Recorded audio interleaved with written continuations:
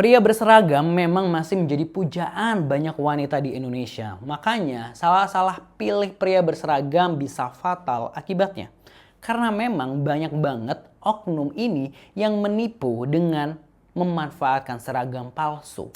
Apalagi pakai seragam coklat. Banyak yang terpikat. Bayangin, akad nikah baru saja selesai, ijab kabul baru lewat beberapa jam, dan kamu nih gitu ya masih pakai baju pengantin yang cantik gitu ya, yang indah, tapi bukannya malam pertama yang indah yang kamu temukan di atas meja, malah kenyataan paling mengerikan seumur hidup.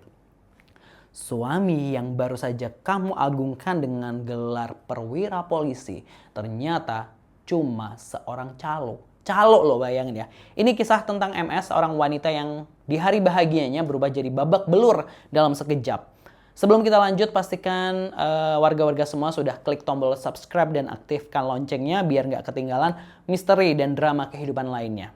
Yuk kita gelar tikernya, ambil pelajaran dari setiap kejadian yang kami ceritakan. Jangan lupa subscribe. Assalamualaikum warga Gelar Tiker, kami ucapkan tentunya selamat datang kembali di channel kesayangan kita, tempat di mana kita membongkar kisah-kisah nyata paling gelap, misterius, dan tentunya bikin mengelus dada. Tentu boleh sambil ngopi, sambil cemil-cemil, karena dalam episode kali ini kita bakal bedah sebuah kisah pilu yang membuktikan bahwa seragam kadang bisa jauh lebih berbahaya daripada ancaman nyata. Tentunya hanya di Gelar Tiker banyak cerita kehidupan yang bisa dijadikan pelajaran yang akan kami ceritakan. Semua berawal dari mimpi indah setiap wanita, yaitu bertemu dengan seorang pria mapan, berwibawa, berseragam, dan dianggap bisa jadi pelindung masa depan.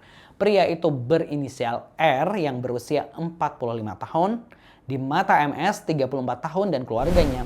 R ini tentu sosok yang nyaris sempurna. Kenapa? Karena R ini mengaku sebagai seorang perwira menengah kepolisian dengan pangkat kompol alias komisaris polisi.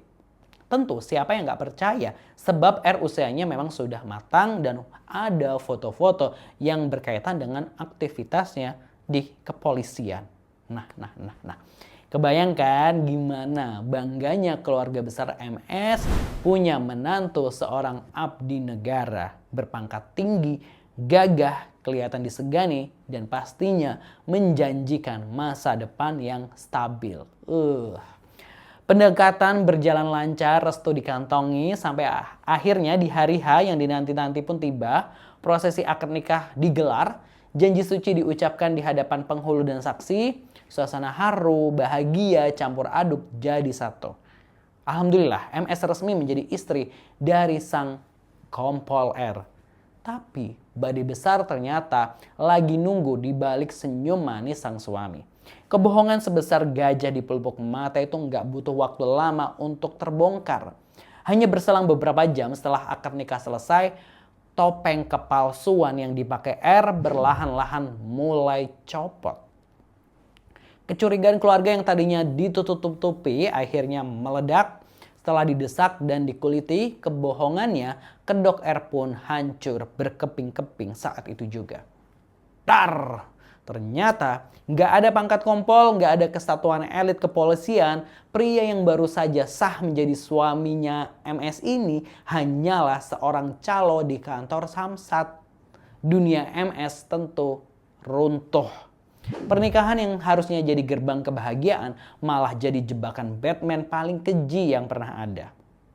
Tapi warga Gelar Tiker, cerita tragis ini ternyata nggak berhenti di prank status sosial aja nih.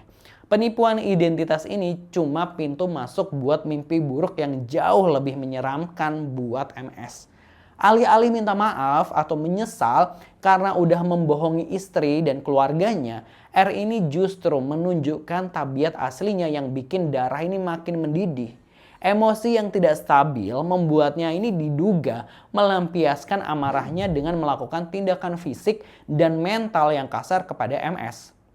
Bayangin posisi MS waktu itu, baru saja sadar ditipu mentah-mentah, langsung mendapatkan perlakuan kasar di rumah tangga yang baru berumur hitungan jam.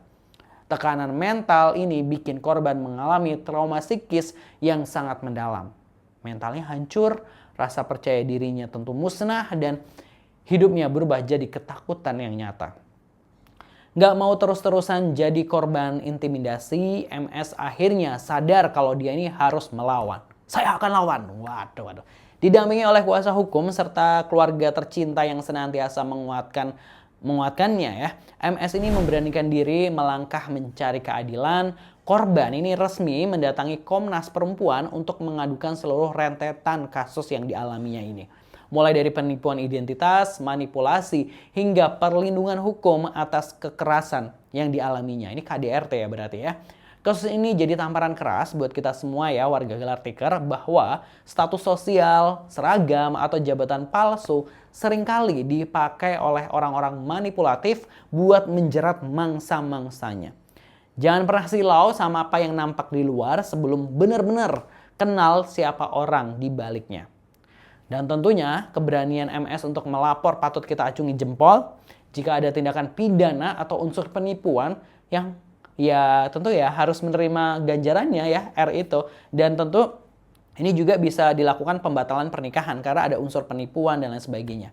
Nah menurut warga Gelar Tikar gimana nih pendapatnya? Apa hukuman yang setimpal yang buat si kompol palsu R ini gitu ya? Coba tuliskan menurut pendapat warga-warga semua di kolom komentar. Pastinya jangan lupa like video ini, subscribe, bagikan ke teman-teman semuanya biar dapat pelajaran dan terus dukung channel Gelar Tikar agar terus menyajikan kisah-kisah nyata yang membuka mata kita semua. Jangan lupa subscribe.